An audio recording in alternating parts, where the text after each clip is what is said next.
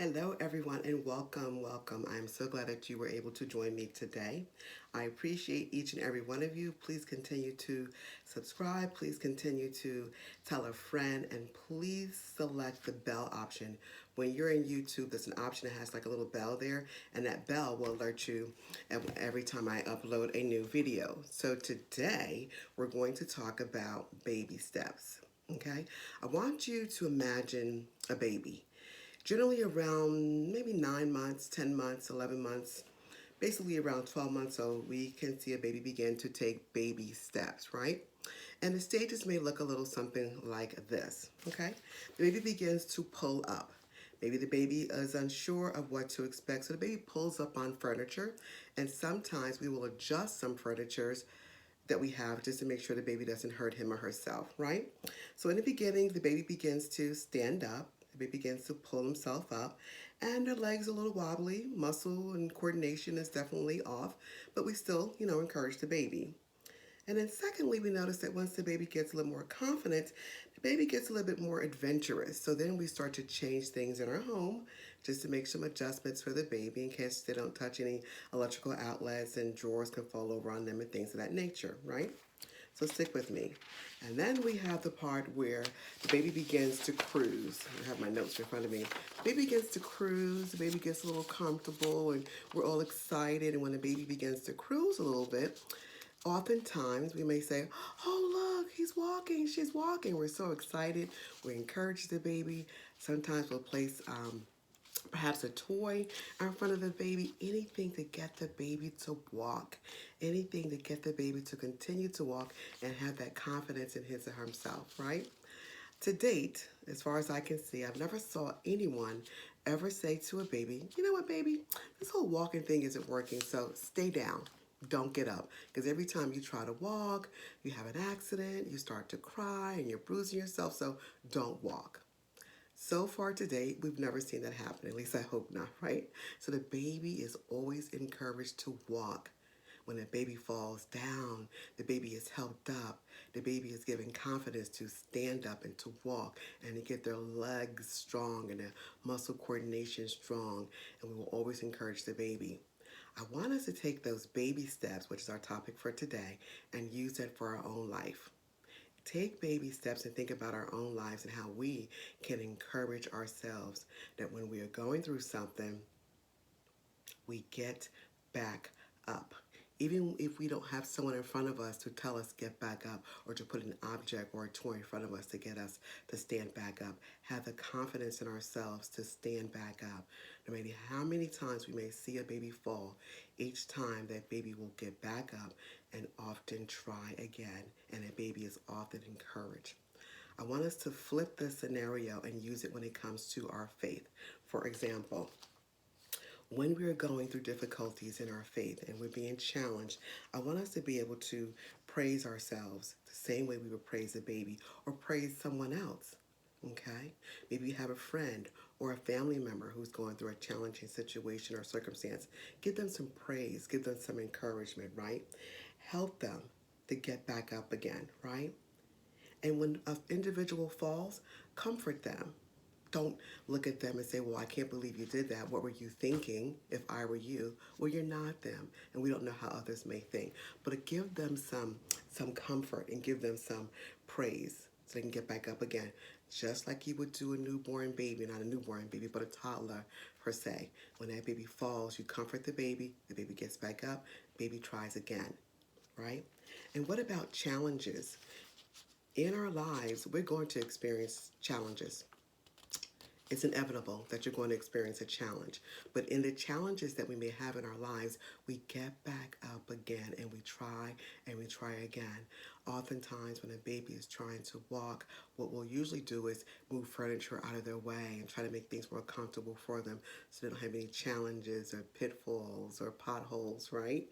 But in real life, that may not always be the case. So when it comes to challenges, just know that sometimes our faith will be challenged. Our faith will be challenged. but we dig deeper inside of ourselves. We dig deeper into the Word, and we lean more onto God for His understanding and not our own. Because in the natural, most often I'll tell you some of the things that are happening. It's like, well, this doesn't make sense to me. And most often it won't. In the natural, but in the supernatural, when we believe and trust in God, His ways are not our ways. And then we have extend a hand. Extend a hand to someone that is in need. And don't be afraid to encourage yourself, to motivate even yourself as you're trying to help others. Encourage your baby to walk as you extend your hands. Encourage the baby to come towards you. Well, I believe God is doing the same thing with us in our circumstances and in our situations. So we want to make sure that we have the praise that we need to give to God, right? We want to make sure that when we fall, we go to God for He can comfort us. We want to make sure that when we have challenges, we don't let them defeat us. We continue to go to God and make sure that we extend ourselves to open ourselves up to receive what He has given to us, right? So those are things I want you to think about, that when you're going through your daily walk, to think about baby and a toddler, for example, and taking their first steps, and how that baby is always encouraged to get back up and try again, right? And that's the whole idea of my series and what I put together here, even using the acronym HUMP, H-U-M-P, hope, uplift, motivation, and prayer, and bringing it all together for us, right? I'll leave you with a few scriptures, and I'm going to close out very shortly. Jeremiah chapter 1, verse 5 reads, "Before I formed you in the womb, I knew you. Before you were born, I set you apart.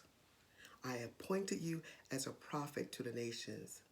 So the Lord knew that before we were born, we were formed in the womb, He had a purpose for us. He has a purpose for us.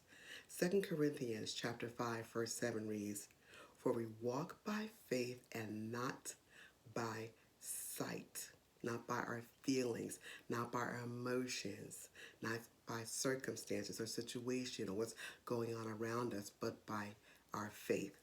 And finally, the definition I want to leave you with is this, and think about this. The definition of crawling before you walk. You must learn to crawl before you walk, which is a proverb.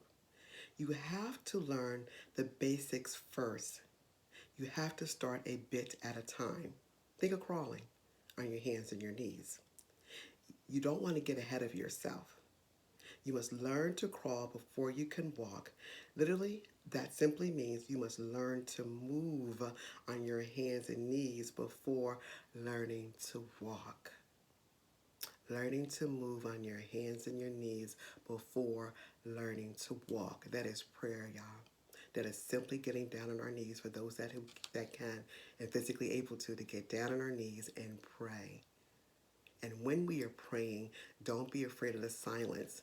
And when we are praying, don't be afraid to listen more than we speak. To be patient and to be obedient. I'll end by saying, finally, when life gives you more than you can handle, kneel. If you're able to, kneel. I love you all. I thank you all so much for your support. Please look in the description box. There's some information there. I want you to make sure that you follow me on Thursday.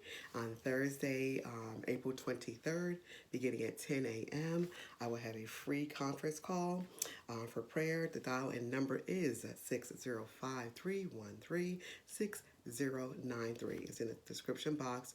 And I'll repeat the phone number again. It's free. 605-313-6093. It'll begin at 10 a.m. for approximately 45 minutes. The access code is 466682. 466682.